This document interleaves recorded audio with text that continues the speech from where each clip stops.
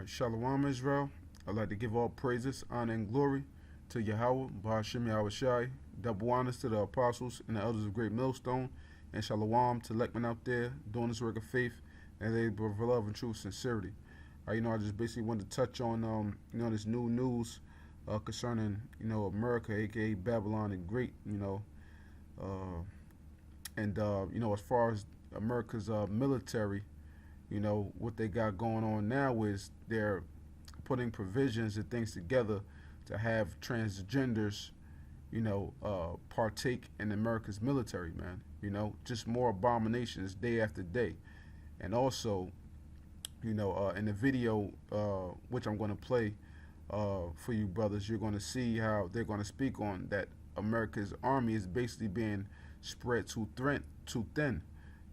And this was the same case with Rome, and we know that this is the second leg of Rome, and the same things are taking place as it did in old Rome, okay, in the first leg. All right, so that's exactly how Rome had fell, because they were worried about their different lands and their different territories that they were taking over, and so they didn't have enough men available to take care of those territories and to take care of home. And that's the same thing in the way it is with America. They're spreading themselves so thin across the face of the world, trying to cover up all these different lands that's not theirs. They're not busy taking care of home. But we know at the end of the day, this is all according to the agenda of the elites. This is all one big game, But I'm gonna just read a few verses here in Jeremiah 51, and then I'll play the video for you, brothers. All right, so it says, Jeremiah 51:12, set up the standard upon the walls of Babylon, make the watch strong, set up the watchmen, prepare the ambushes, for the Lord have both devised and done that which he spake against the inhabitants of Babylon. O thou that dwellest upon many waters, abundant in treasures, thine end is come, in the measure of thy covenants. The Lord of hosts hath sworn by himself, saying, surely I will fill thee with men as with caterpillars, and they shall lift up a shout against thee. So that's exactly what's going to happen, America's spreading their armies thin. They're easily going to allow these other foreign nations, to come in and to take this country a new asshole, man. And, Alex Jones and different news people, they've been talking about what? Like it could be like the movie Red Dawn, because in that movie Red Dawn, you had the North Koreans, coming there, flying in their different planes and filling up the streets of America, So, and America's not going to be able to do nothing against them, because it could possibly be that country or China or Russia or any other country, that hates this whore, So, I'm going to jump down, all right, to, all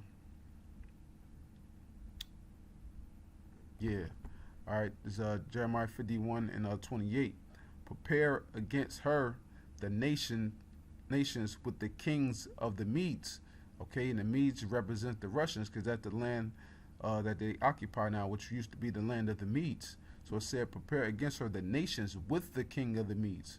So all the other nations that's allied with Russia, okay, and the captains thereof, and all the rulers thereof, and all the land of his dominion, meaning what? Their troops, a certain amount of number of troops that they're going to bring over here, Matter of fact, they were already over here doing some trainings, last year sometime. They still could possibly be over here already, Verse 29, it says, and the land shall tremble and sorrow, for every purpose of the Lord shall be performed against Babylon, to make the land of Babylon a desolation without an inhabitant.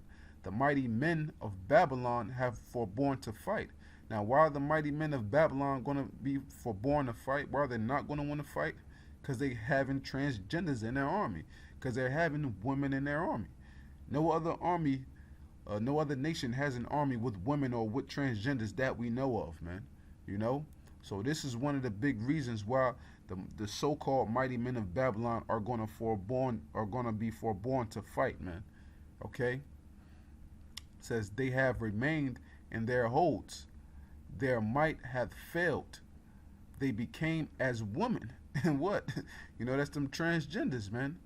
they became as women. So that speaks volumes, man. You know, they have burned her dwelling places. Her bars are broken.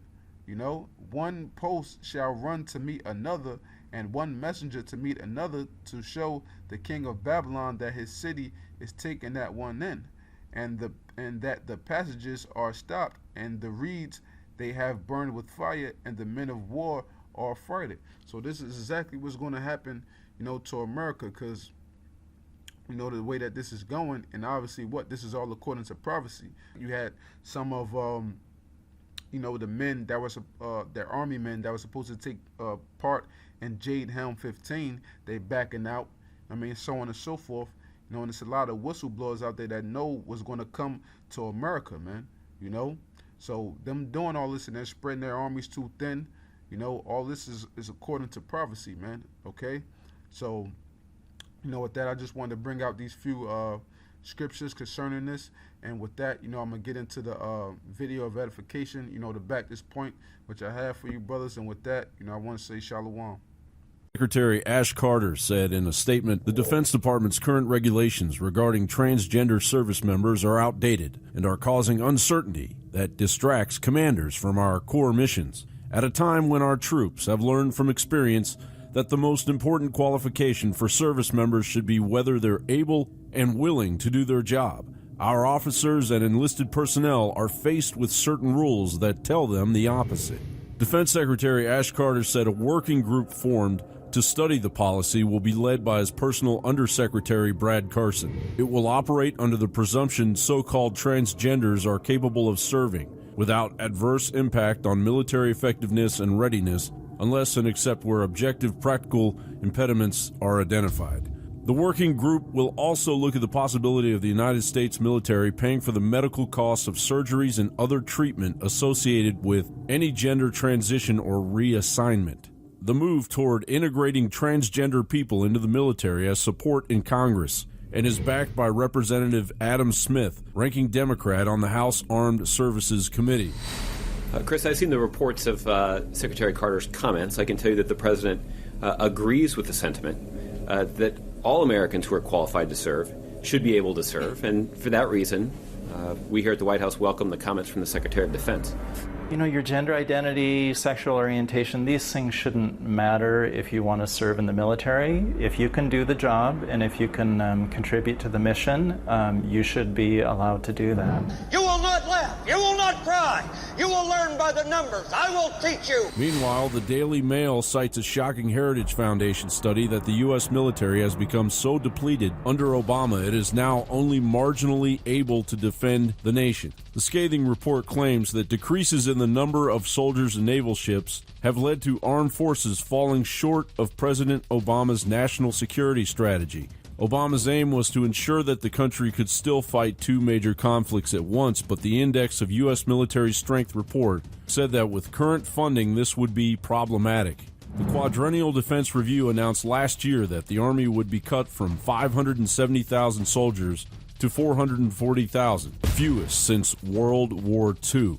These cuts will affect nearly every Army installation in 2016 and 2017. But there was no mention by the Obama administration to cut the military ascensions vital to the National Interest Program, a program created to enlist illegal aliens. What kind of Twilight Zone reality are we in when the President of the United States is openly laying off American citizens while growing an army of illegal aliens?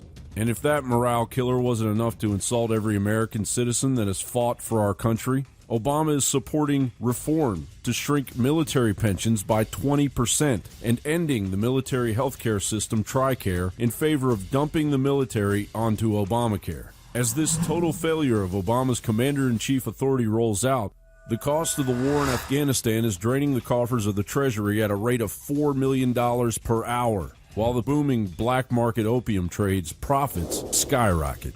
I saw a report about 3-4 years ago where you were in Afghanistan with the Marines, where they admit that they're guarding the opium and helping basically produce it. And the argument is, well, this way Al-Qaeda won't get it. Absolutely, literally true. Our encampments were in the poppy field. The the harvesting of the crop happened right in front of us. And there I was with the brave Marines at that time in Helmand Province. They're getting shot at, and they are effectively guarding the poppy fields. I think it's really it's a disaster. It's awful. Impeachment seems to be the only real solution at this point. A president as reckless as this deserves to be impeached at the tail end of his presidency. It would speak volumes to the globalists drooling over what's left of our treasure and our sovereignty. John Bound for Infowars.com.